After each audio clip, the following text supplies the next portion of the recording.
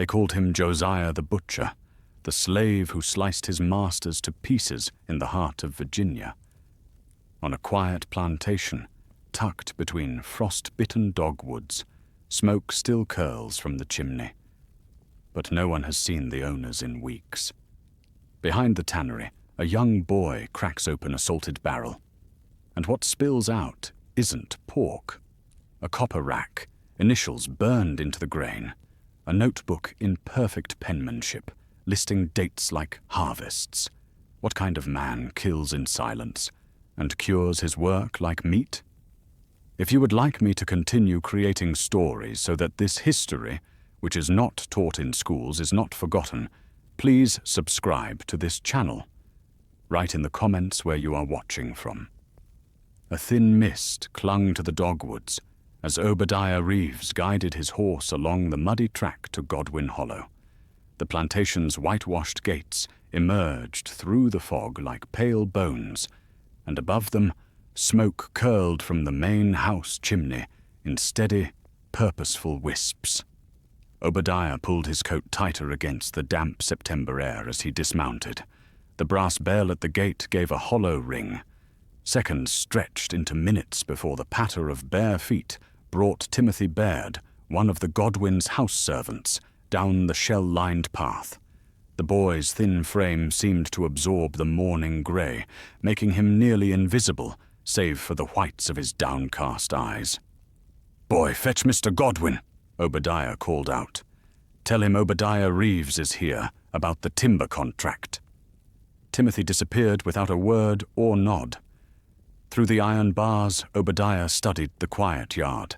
2 fresh wheelbarrow tracks cut through the dewy grass toward the smokehouse, though no one moved between the buildings. The kitchen garden showed signs of recent harvest, carrots pulled, bean poles bare, but Martha's usual morning bustle was absent from the back porch. When the door finally opened, Silas Godwin emerged alone. His black wool coat seemed unusually crisp for the early hour, and a fresh linen cravat circled his throat despite the heat. "Obadiah," he called, striding down the path. "What brings you out in this ungodly fog?" "Thought to catch Elijah before he left," Obadiah replied. "Wanted his opinion on those Richmond lumber prices." "Oh." Silas's hand went to his cravat. "He's gone already. Rode out for Fredericksburg first light. Some urgent business with a debtor." "Fredericksburg," Obadiah frowned. But yesterday at service he spoke of staying through the harvest fair. "Plans change." Silas produced a folded paper from his vest. "Left this note. See for yourself." The paper was good stock, but the ink seemed barely dry. 4 lines in a hurried hand. "Urgent matter in Fredericksburg requires immediate attention. We'll write from there. My regrets to Martha for the short notice. E.G." "Funny," Obadiah murmured. "Elijah being a schoolmaster and all, spelling Fredericksburg without the E." "The hour was early," Silas said quickly. He wrote it by candlelight. Behind Silas, 3 house servants crossed the yard carrying empty ash barrels. Their eyes never lifted from the ground, though usually they'd wave to Obadiah. The smoke above continued its steady rise. That evening, the Methodist church filled with harvest hymns, but Martha's soprano was missing from the choir. The Godwins' regular pew sat empty, though they'd never missed a Saturday service in 15 years. Ellen Harrow, who kept the church attendance records, made a neat notation. "Godwin absent from choir, September 21, 1859. In his office across town, Sheriff Keene added Elijah's note to his ledger, marking it E.G. disappearance, before noting beneath, "Letter shows," misspelling unusual for educated man. S. Godwin, nervous at questioning, tugged collar repeatedly. Voluntary absence presumed. At his own dinner table, Obadiah couldn't shake the image of that morning's chimney smoke, how it rose so straight and steady, like a signal, through the thinning fog. The morning frost still glazed the grass when Felix Murney stumbled upon the carcass. He'd been checking his beaver traps along Pine Bridge Ravine, tobacco plug clamped between his teeth, when his boot caught on something rigid in the underbrush. Through the tangle of mountain laurel, a horseshoe gleamed. The mare lay on her side, legs bound tight with braided leather straps. Her chestnut coat, once gleaming, was now matted with mud and darker stains. Murney knelt beside the animal, calloused fingers finding a brass plate on the bridle. "Godwin," stamped in clean letters. "Sheriff," he called up toward the road, where Ephraim Keene's wagon had just creaked to a halt. "Down here." Sheriff Keene picked his way down the steep bank, boots sliding on wet leaves. He recognized the horse immediately, the same mare he'd admired hitched outside the Godwin place barely a week ago when Elijah first arrived. "No wild animal did this," Murney said, pointing to the throat.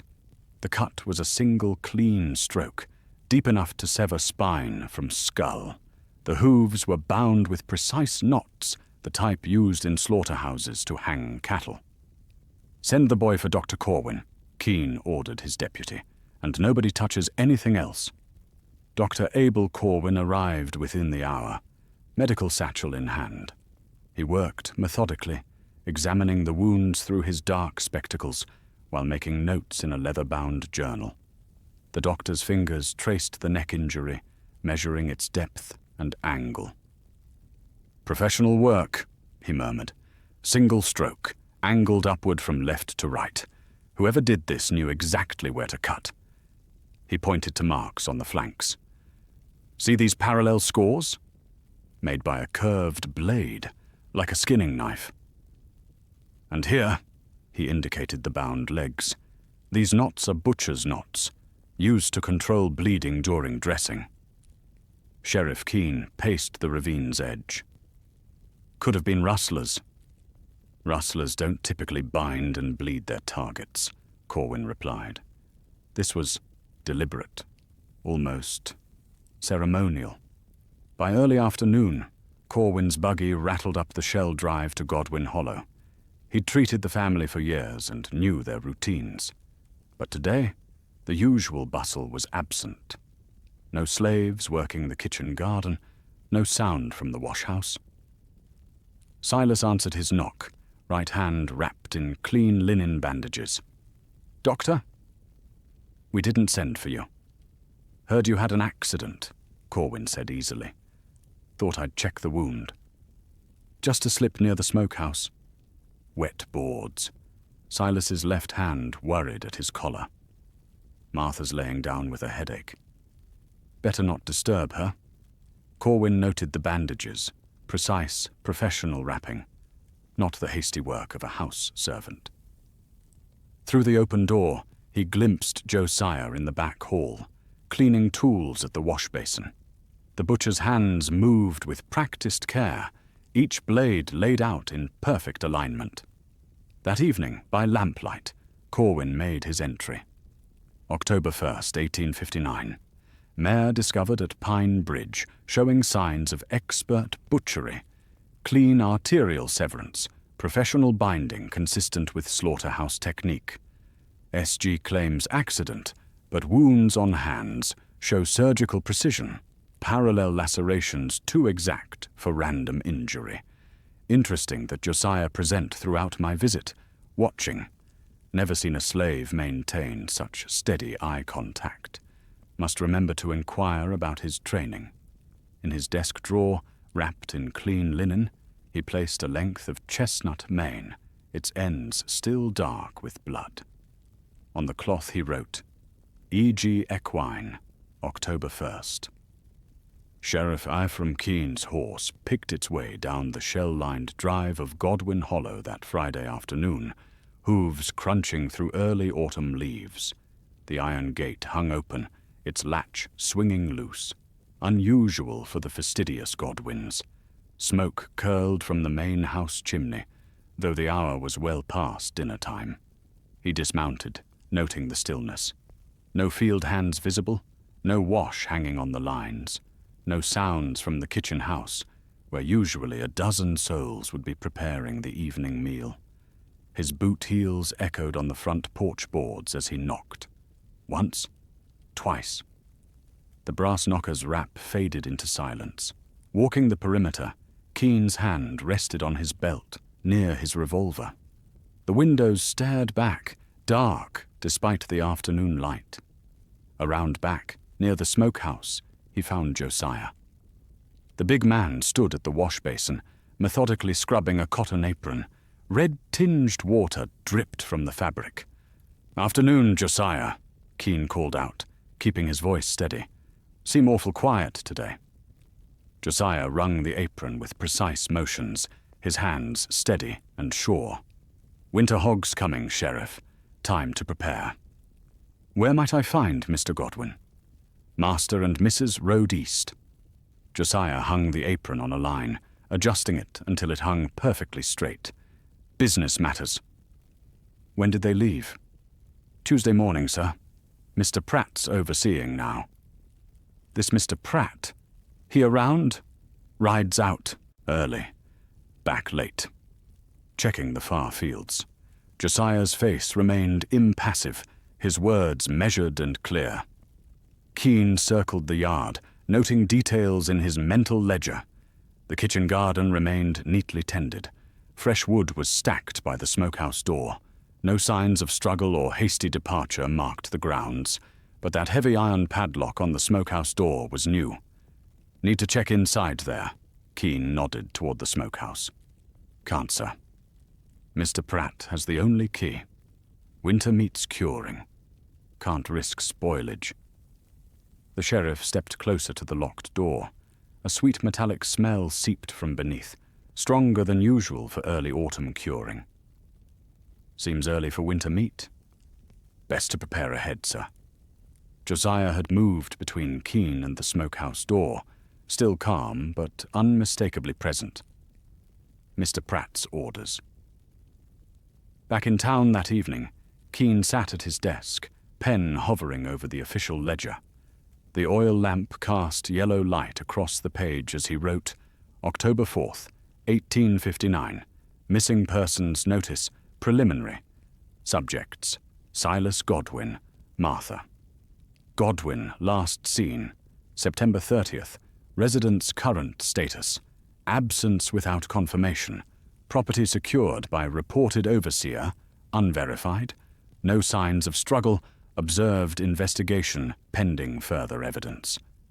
He sanded the ink dry, watching the grains sparkle in the lamplight. Down the street at the Methodist church, Ellen Harrow was making her own official notation. Her thin fingers traced down the choir roster until she found Martha Godwin's name. With careful strokes, she drew a line through it.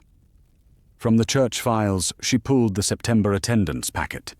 Inside, she placed a blank slip marked only with the date and suspended in her neat script. The paper whispered as she sealed the envelope, adding it to the permanent records where the Godwins' unexplained absence would be noted in perpetuity. In the choir loft above, the evening breeze stirred empty sheets of music where Martha's hymnal once sat. The women of the choir gathered their shawls closer, whispering among themselves about smoke that rose from an empty house and a butcher who worked alone in the growing dark. Reverend Calvin Broom knelt in the empty church, dusting the worn pine pews before morning service. His knees creaked against the floorboards as he worked his way down the center aisle. The autumn sun filtered through wavy window panes, casting rippled shadows across the empty seats. A whisper of movement caught his attention. Timothy Baird, the Godwin boy, stood in the doorway, thin shoulders rigid against the morning chill. Without a word, he slipped between the pews, dropped something beneath the third row, and vanished. Broom found a scrap of paper, torn from a feed sack. 5 words scratched in charcoal. "They're in the barrels." Within the hour, Sheriff Keen's boots echoed on the church steps. He studied the note, turning it in his weathered hands. Timothy wrote this. Must have. Broom's fingers worried at his collar. He's one of the few who can write, even that much. They rode out together, the Reverend's mare fighting the bit all the way to Godwin Hollow. The place stood quiet as a tomb, save for that eternal chimney smoke.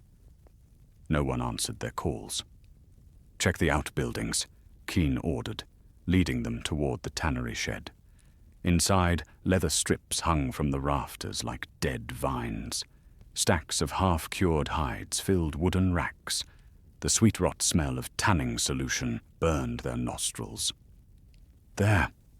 Broom pointed to a shelf where leather scraps had been swept aside, revealing the corner of a book. Keene pulled it free. A ledger, its spine cracked and pages warped from humidity. Most entries showed routine business. Deer hides sold to Richmond merchants, cow leather commissioned for harness work, prices and dates in neat columns. But near the back, the writing changed. Single lines, each containing only initials and dates: MG/9, 2659, SG/10, 259, EG/9, 2559. Keene's jaw tightened. Martha Godwin, Silas Godwin, Elijah Godwin, the dates match their disappearances. Broom's voice barely carried above the wind rattling the shed walls. They searched every corner of the tannery, but found no other evidence. The barrels Timothy mentioned were nowhere in sight. Through the window they could see Josiah moving between the smokehouse and main house, unhurried as always. Back at his office that evening, Sheriff Keene drafted his letter to Judge Harrison. October 14th, 1859, King William County Circuit Court, Honorable. Judge Harrison, I hereby request a full search warrant for the property known as Godwin Hollow, specifically the smokehouse and tannery buildings, in relation to the disappearance of 3 persons: Martha Godwin, Silas Godwin, Elijah. Godwin new evidence suggests possible foul play. Written documentation links dates of disappearance to suspicious entries in a business ledger. Request expedited processing, given the serious nature of inquiry. Respectfully, Sheriff Ephraim Keene. He sealed the envelope, then wrapped the ledger in oilcloth and locked it in his office safe. On the tag, he wrote simply, "Evidence, Godwin 3. The warrant would take a week to process. 7 more days of watching smoke rise from an empty house. Rain hammered against the sheriff's office windows, turning the morning light a sickly grey. Sheriff Keene stood at his desk, studying the telegraph from Judge Worthing. Montpelier Bridge washed out. Stop Pamunkey River. Rising stop cannot reach King William until Sunday. Stop maintain observation. Only stop." Reverend Broom paced the floorboards, his usual composure fractured. 4 more days. The evidence could be gone by then. "Can't serve a warrant without the judge's signature," Keene replied, rolling tobacco with steady hands. "Law's the law." Through the streaked glass, they watched muddy water rush down the street. 3 days of endless rain had turned the county roads to soup. Even the mail coach hadn't made it through. "Someone needs to watch that property," Broom insisted, knuckles white around his Bible. "Already arranged it." Keene tapped his pipe against the windowsill. Got eyes on every approach. By noon, those eyes proved their worth. Obadiah Reeves splashed through the door, hat dripping, boots caked to the knee. "Sheriff!" Just saw Josiah heading toward Pine Bridge Ravine, pushing one of them ash carts from the smokehouse. Keene grabbed his oilskin coat. "Which direction?" "North Trail. Moving slow in this mud. Could catch him if—" But Keene was already mounting up, spurring his horse through the downpour. The hoofbeats disappeared into the drumming rain. 2 hours later, he returned empty-handed. His mare's flanks heaved, streaked with red clay. "Lost him past the creek ford," Keene reported, throwing his sodden coat across a chair. "Trail went cold where the water's rising. But I found this." He produced a scrap of wood, its surface carved with neat figures. DP, 10/19. Payment received. Broom leaned closer. DP again. Same initials from the other letters. And fresh carving. Keane set it beside the growing collection of evidence. No more than a day old. By evening, the rain slackened to a miserable drizzle. Timothy hadn't been seen since delivering his warning note. The few slaves visible at Godwin Hollow moved like ghosts between buildings, never meeting anyone's gaze. Smoke still rose from the chimney, thick and greasy in the wet air.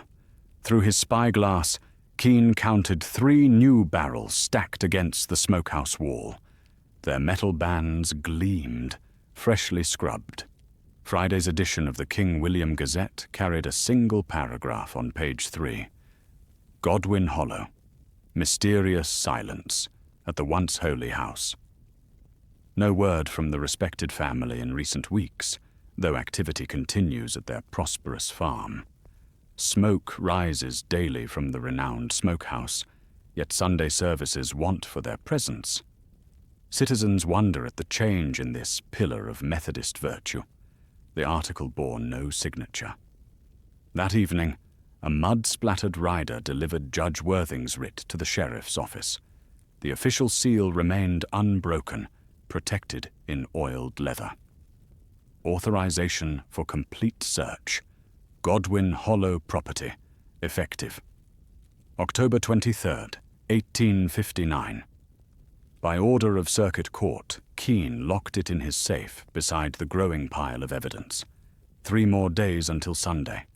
3 more days of watching that smoke rise, counting barrels, and wondering what Timothy had seen inside them. The winter sun hung low and pale as Timothy Baird worked the frozen earth behind the smokehouse. His breath formed clouds in the bitter air while he chipped at the frozen ground around the cracked cistern pipe. The metal had split clean down its length, victim to the savage cold snap that had gripped King William County for the past week. His shovel struck something solid. Not pipe, not stone. Wood. The rim of a barrel, half buried in the clay soil. Timothy hesitated, then scraped away more dirt with trembling hands. The barrel's metal bands were green with age, but the oak staves remained solid. A familiar brine smell leaked from beneath the loose lid. When he finally worked the top free, Timothy stumbled backward.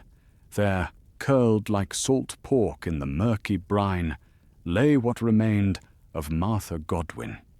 Her torso was pale and bloated, stripped clean of limbs, preserved in the freezing liquid.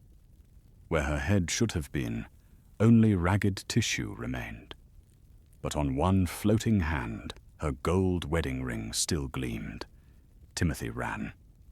By the time Sheriff Keane and Reverend Broom arrived, the winter dark was settling in. Deputies brought lanterns that cast jumping shadows across the scene.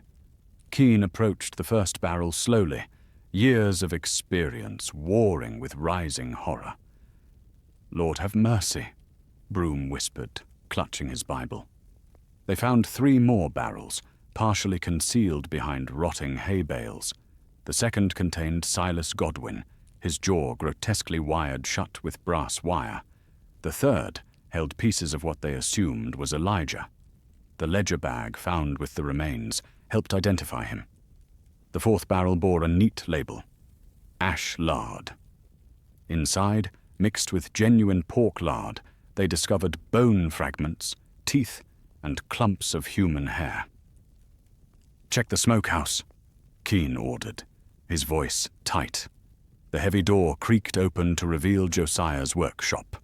Everything was meticulously clean, the stone floor scrubbed white. Copper racks lined the walls, each marked with neat, stenciled initials and dates. 11 sets in total. Heavy iron hooks hung from the ceiling beams, their surfaces stripped bare with lye. But Josiah himself was gone. "He's been planning this," Keane said, examining the racks. "These dates go back years." Broom stood in the doorway, unable to step inside. "The ring," he said suddenly. "Martha's ring. We need to document it before moving anything. Keene nodded grimly. With gloved hands, he carefully removed the gold band from Martha's preserved finger. Inside the ring, clear engraving caught the lamplight. MG 1837. Bag it separate, he told his deputy. Mark it as primary evidence. As word spread through King William County, people gathered at Broom's church. No one spoke above a whisper. The bell tolled once, then fell silent. Keene's courier departed for Richmond before full dark, carrying urgent dispatches requesting State Circuit Court intervention. Behind him, deputies strung rope around the Godwin property, marking it as a sealed crime scene under judicial order. The sun set on Godwin Hollow. In the smokehouse, 11 sets of initials waited in the darkness, each marking a story yet to be told. Sheriff Keene sat at his desk, morning light streaming through dusty windows as he studied the letter that had just arrived from Cumberland County. His coffee grew cold beside him while he read Captain Marcus Lyle's precise handwriting for the third time. Employed at Whitaker's horse and cattle yard as a tanner. Goes by Jonas. Negro male, approximately 40 years, broad-shouldered, speaks well. What drew our attention was his method. Never seen such clean work. Drains the carcasses in a peculiar way, using techniques unfamiliar to local butchers. Wears a woman's gold ring on a leather cord. When questioned about it, claims it belonged to his mother. Keene's fingers drummed against his desk. After 15 months of dead ends, this could be the lead they'd waited for. He dispatched runners to fetch Dr. Corwin and Reverend Broom. Within the hour, both men arrived at the sheriff's office. Broom's black coat was flecked with road dust. He'd ridden straight from his morning service. Dr. Corwin carried his worn leather satchel containing Elijah's water-damaged ledger. Cumberland County, Keene said, sliding the letter across his desk. Captain Lyle describes a tanner named Jonas. The methods match. Broom leaned forward in his chair, adjusting his spectacles as he read. A gold ring, he says. On a cord? I need you to look at this carefully. Keene produced a rough sketch that accompanied Lyle's letter. The ring was clearly detailed, even in the simple drawing. The Reverend's face went pale. That's Martha's. I watched her fidget with it every Sunday during service. The band had that same distinctive wave pattern. Dr. Corwin opened his satchel, retrieving Elijah's ledger. The pages were warped and stained, but still legible. He turned carefully to an entry from 1837. Here, he said, pointing to a line written in faded ink. MG ring resize /1837. Gold, 2 millimeters. He looked up at Keene. The dimensions match exactly. Keene stood, pacing to the window. Beyond the glass, he could see war preparations in the street. Young men drilling with rifles, supply wagons heading south. Time was running short before the region erupted into full conflict. I'll need county funds, he said. Cumberland's nearly 80 miles west. I'll speak to Judge Worthing immediately, Broom offered. This can't wait. By sunset, arrangements were in place. Judge Worthing approved emergency funds, and Broom provided a sworn affidavit regarding the ring's identification. Dr. Corwin carefully wrapped both the ledger and Martha's recovered ring in oilcloth, marking them as evidence. The next morning dawned grey and cool. Keene and 2 deputies, James Morton and William Hayes, mounted fresh horses in the courthouse yard. Their saddlebags were packed with provisions for several days' ride. God go with you, Broom said, handing Keene the sealed affidavit. The Richmond Gazette's editor, Maxwell Webb, stood nearby, scratching notes in a small book. The paper would run the notice tomorrow. Wanted, tanner using alias Jonas, suspected in deaths of Silas and Martha Godwin. Negro male, 40 years. known to wear woman's gold ring on leather cord.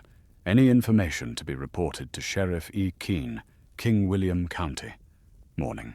Fog clung to the ground as Sheriff Keene and his deputies approached the cavalry quartermaster camp. Steam rose from a large iron pot where a broad-shouldered man methodically dipped strips of leather into boiling water. The familiar precision of his movements made Keene's jaw clench. Josiah worked with the same steady hands that had kept the Godwin smokehouse running for years. He didn't look up as the lawman approached, continuing to stir the pot with a long wooden paddle. "That's far enough," Keene called out, his hand resting on his pistol. Josiah placed the paddle against the pot's rim with deliberate care. "Been expecting someone," he said quietly, still not turning around. "Though I thought you'd come sooner, Sheriff." Deputy Morton moved to flank him while Hayes readied the shackles. Neither man had ever seen a suspect so calm in the face of arrest. "Your knife," Keene ordered. Slowly. Josiah reached down with his right hand, drawing a bone-handled skinning knife from his belt. He held it flat across his palms, presenting it like an offering. The morning light caught an engraving near the handle, a small G nested inside a C. "Godwin and Company," Josiah said, noting Keene's gaze on the marking. "Mr. Silas had it made special. Said my work deserved proper tools." As Hayes secured the shackles, Morton searched Josiah's nearby satchel. Inside, he found a leather-bound notebook, its pages filled with meticulous cursive handwriting. Keene took it, thumbing through entries that read like a butcher's journal. October 2nd, 1859. SG method. Brine cure, copper wire for stability. Nothing wasted. Nothing wept. September 26th, 1859. MG method. Salt pack, dismember at joints. Nothing wasted. Nothing wept. Each entry followed the same clinical pattern. Initials, dates, methods. Some went back years before the Godwins' disappearance. The handwriting never wavered, each letter perfectly formed. "You learned to write well," Keene observed, closing the notebook. "Mr. Thomas Godwin taught me," Josiah replied, "before the fever took him. Said every man should know his letters." He turned finally to face Keene. "Especially a man who keeps accounts." Confederate soldiers had begun gathering at the commotion. Captain Lyle appeared, nodding to Keene. "We'll want that equipment back," he said, gesturing to the tanning tools. "Best leather work we've had." "Evidence now," Keene replied. He supervised as his deputies loaded the knife, notebook, and Josiah himself into their waiting wagon. The drive to Richmond's Castle Thunder prison would take most of the day. That evening, in a borrowed room at the Cumberland Courthouse, Keene made his official entry in the sheriff's log. May 18th, 1861. Confirmed, Josiah equals Jonas. Arrested without incident at Whitaker's yard. Notebook implicates broader scope of crimes. Trial set for September Circuit Court. Prisoner transferred to Castle Thunder. He sealed the notebook in an evidence pouch, marking it for the county archive. As he did so, a folded paper slipped from between its pages. A letter, water-stained but legible, signed only with the initials D.P. The Richmond courthouse buzzed with whispers as Josiah entered in chains. Sunlight filtered through tall windows, catching the dust motes that danced above the wooden gallery where over 50 spectators had gathered. Among them sat Dr. Abel Corwin, his medical bag at his feet, and Reverend Broom, clutching his worn Bible. Circuit Judge Harrison Worthing adjusted his spectacles as the bailiff called the court to order. Before him lay the assembled evidence. Martha's gold ring, still crusted with salt, the copper rack with its neat rows of stenciled initials, Elijah's water-damaged ledger, and Josiah's precise notebook, each page a testament to methodical butchery. Captain Lyle testified first, describing how Jonas had worked at Cumberland with unsettling efficiency. "Never saw hands so steady with a blade," he said, demonstrating the peculiar angle of cuts Josiah had used on the cavalry's leather goods. Same technique we found marked in the smokehouse diagrams.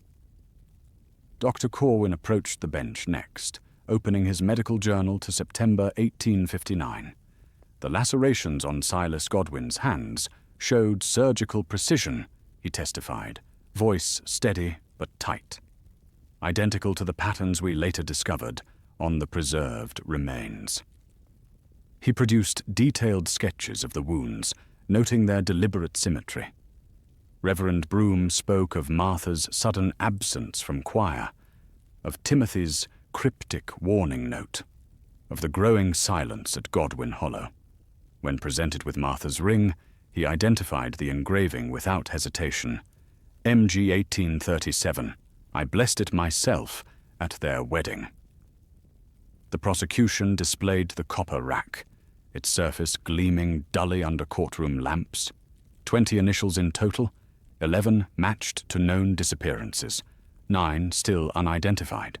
Sheriff Keene read each confirmed name aloud, ending with SG, MG, EG, Silas, Martha, and Elijah Godwin. Throughout the testimony, Josiah sat motionless, his expression unchanged. Only when Judge Worthing asked if he wished to speak did he finally stir. Rising slowly, chains clinking in the hushed courtroom, he uttered 7 words. "I served what they fed me." Then he sat back down. The jury deliberated for less than an hour. Their verdict: guilty on 3 counts of murder. Judge Worthing ordered execution within 30 days. As the bailiff led Josiah away, Dr. Corwin presented one final piece of evidence: letters recovered from a partially burned desk at Godwin Hollow, addressed to someone named D. Prentice. The most legible note read simply, "Same brine, same box. Do not mark the initials. October 28th, 1861. Dawn, Richmond. Gallows. A cold morning saw Josiah's hanging. He declined last words. By noon, his body was interred in unmarked ground behind the prison." 3 years later, Union raiders torched Godwin Hollow. Nothing remained but scorched earth where the smokehouse once stood. The mystery of D. Prentice and those 9 unidentified initials disappeared into ash. Judge Worthing sealed the Prentice letters in the county archive, marking them unresolved. Below the official stamp, he added a personal note: "True evil rarely walks alone."